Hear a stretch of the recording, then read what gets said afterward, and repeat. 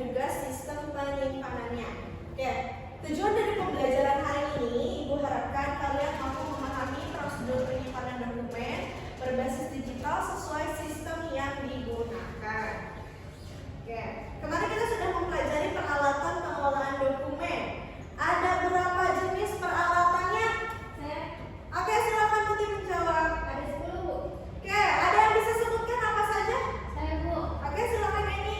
Map, smell factor, cover, tray, stamp file dokumen, Ya. asli, filing cabinet, flash disk, hard disk, dan Google Drive, Bu. Oke, good job Putih dan Eni. Nah, sekarang kalian kalau punya banyak dokumen di meja, terus dokumennya bercecer dan menumpuk, apa yang terjadi kalau tidak disusun?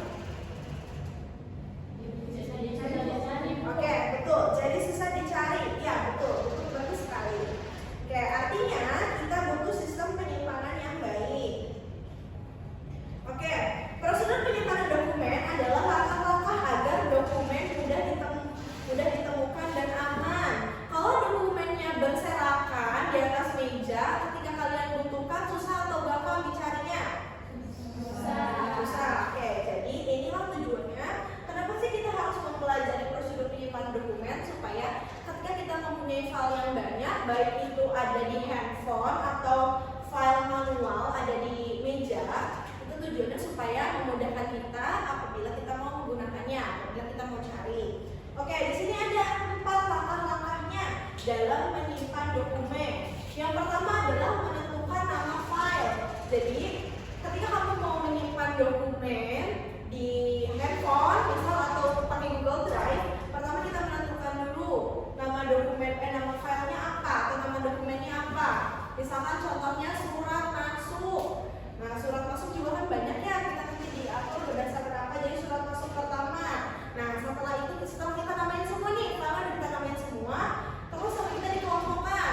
Jadi surat masuk sama surat masuk, surat keluar sama surat keluar, undangan rapat, notulen, terus surat tugas. Nah, setelah dikelompokkan, kita beri kode. Nah, tadi kodenya surat tugas 1. Nah, surat tugas 1 kita kasih kode, surat tugas 2, surat tugas 3 sampai seterusnya.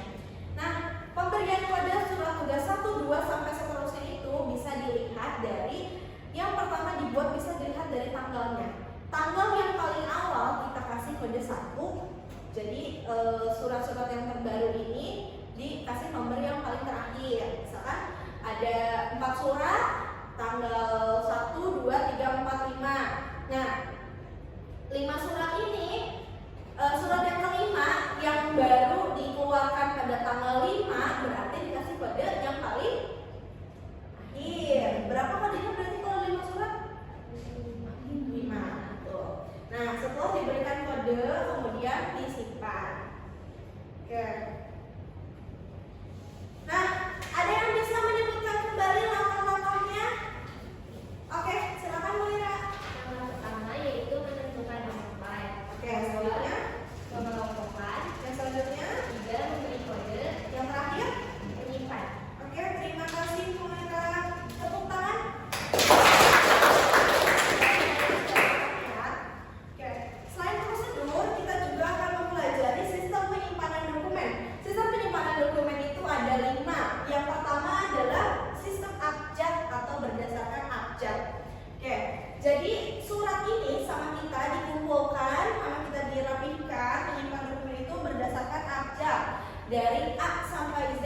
Berarti kalau ada surat 4 surat A, D, E, F, berarti disurutkan dari yang paling atas, dari huruf A. Oke, dari A, terus D, E, F. Terus yang kedua adalah sistem perihal berdasarkan jenis dokumen. Nah, sistem perihal ini misalnya ada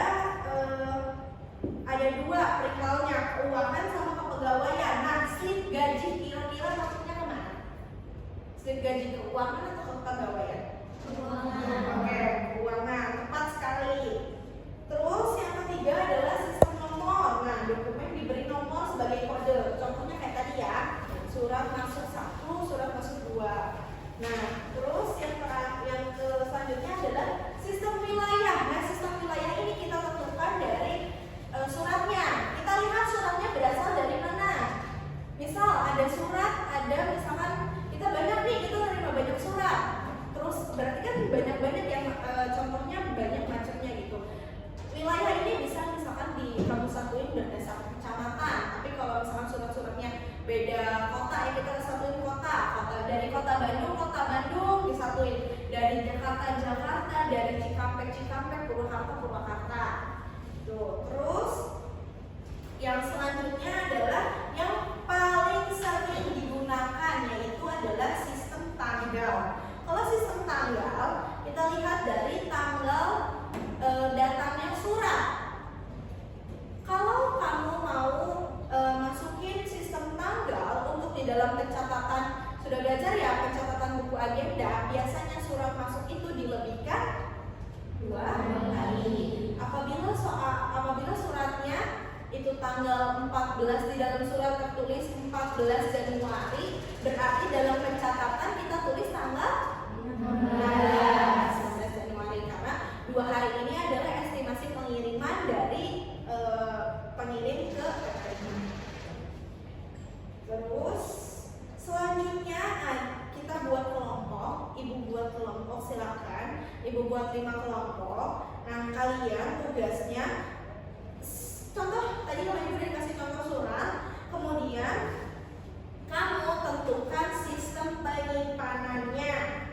Oke, silakan bergabung sama teman kelompoknya, silakan berdiskusi, tentukan kamu mau pakai sistem penyimpanan yang seperti apa yang dari 5 tadi.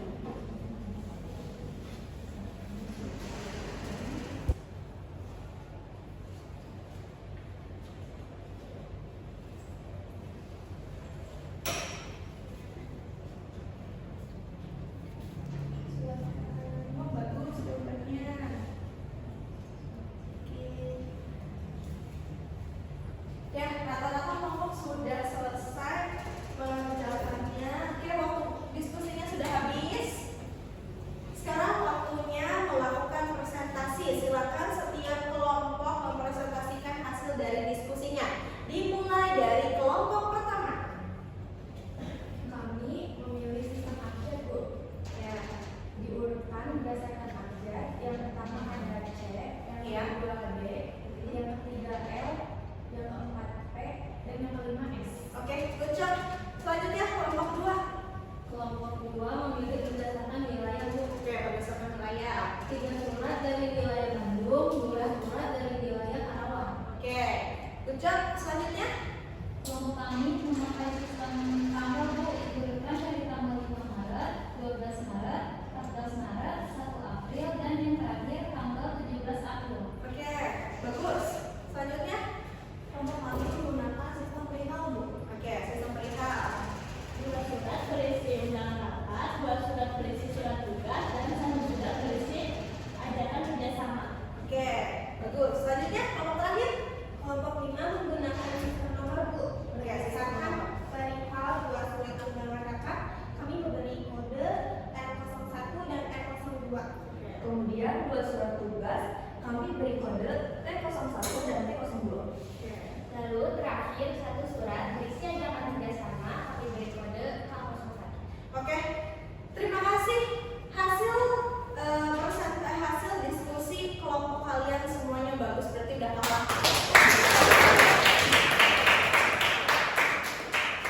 Oke, jadi kita langsung refleksi atau kesimpulan, karena waktu pembelajaran kita sudah habis. Jadi Ibu akan menyimpulkan dari pembelajaran hari ini. Jadi prosedur penyimpanan itu gunanya agar dokumen kita rapi dan mudah dicari apabila kita mau menggunakan. Nah, ada 5 sistem penyimpanan. Ayo sebutin satu-satu. Yang pertama adalah terus yang kedua ketiga nomor, 4 wilayah, yang terakhir tanggal. Oke, Ibu bangga dengan kalian hari ini. Tepuk tangan. Ya. Tugas untuk minggu depan, coba kalian kelompokkan file di HP kalian berdasarkan sistem yang kalian pilih. Nanti untuk pertemuan selanjutnya dikumpulkan ke ibu, nanti ibu periksa satu-satu.